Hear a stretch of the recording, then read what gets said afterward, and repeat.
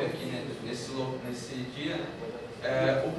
A primeira oferta que é mostrada pela Bíblia se passa no episódio entre Caim e Abel. Todos nós sabemos que Abel ofereceu ao Senhor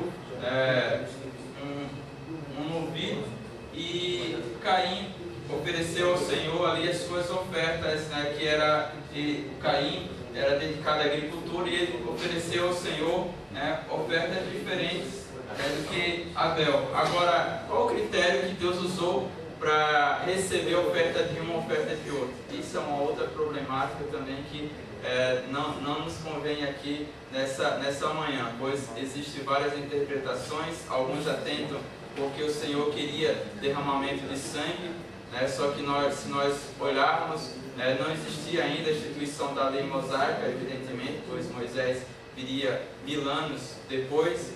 Outra coisa também, alguns afirmam que Deus atentou para a oferta do coração de Abel, pois ele ofereceu o melhor do que ele tinha, e Caim não tinha oferecido o melhor. Mas essa discussão não vem ao caso, pois estamos tratando apenas da liturgia e do sacrifício em si, né?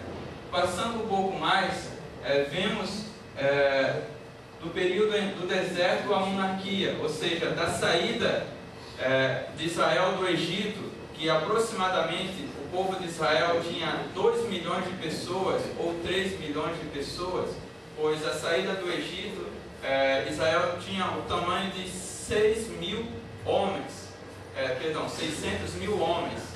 né? Então, sem contar mulheres e crianças. E todos nós conhecemos que a família judaica, eles investiam bastante na posteridade, e o casal que tinha bastante filhos tinha um status um pouco elevado na sociedade. Então, coloque aí para cada casal 3 ou 4 filhos ou um pouquinho mais. Então, temos ali 2 milhões ou 3 milhões de pessoas caminhando pelo deserto.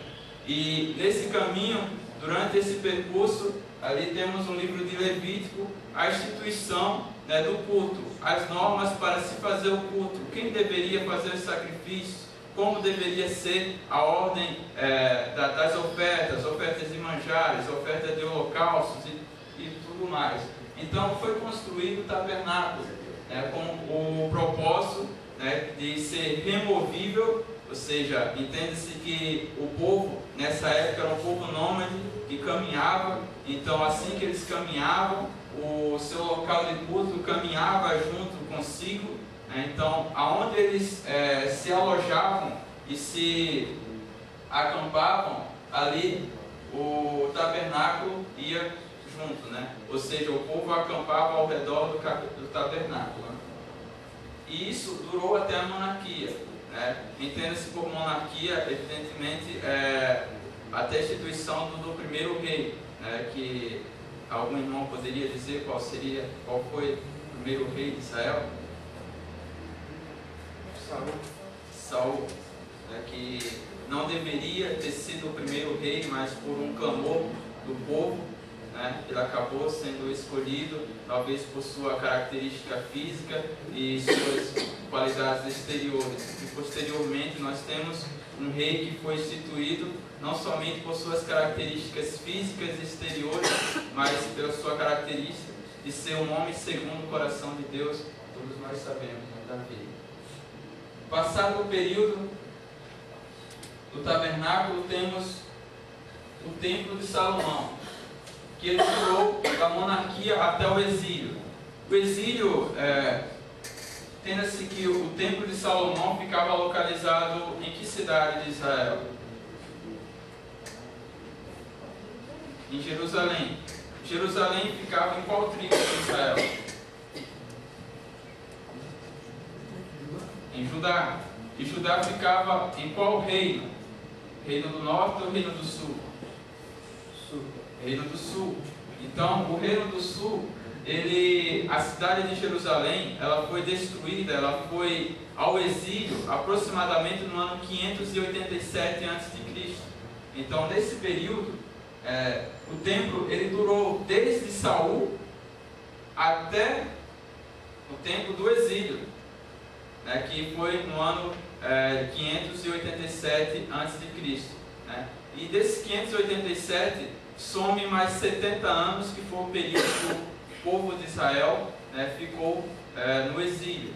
Alguns interpretam, só abrindo um parêntese, alguns interpretam que esses 70 anos que Israel passou no Egito foi devido ao fato da não observância dos anos sabáticos, em que o povo de Israel não observava, não dava descanso para a terra, e foi um dos motivos, além evidentemente da sua idolatria e desobediência ao Senhor, foi um dos motivos que levaram Israel ao exílio. E alguns até somam, afirmando que foi durante 490 anos que Israel não observou o ano sabático, que dava a conta certinha de 70 anos em que o povo passou no exílio babilônico, né?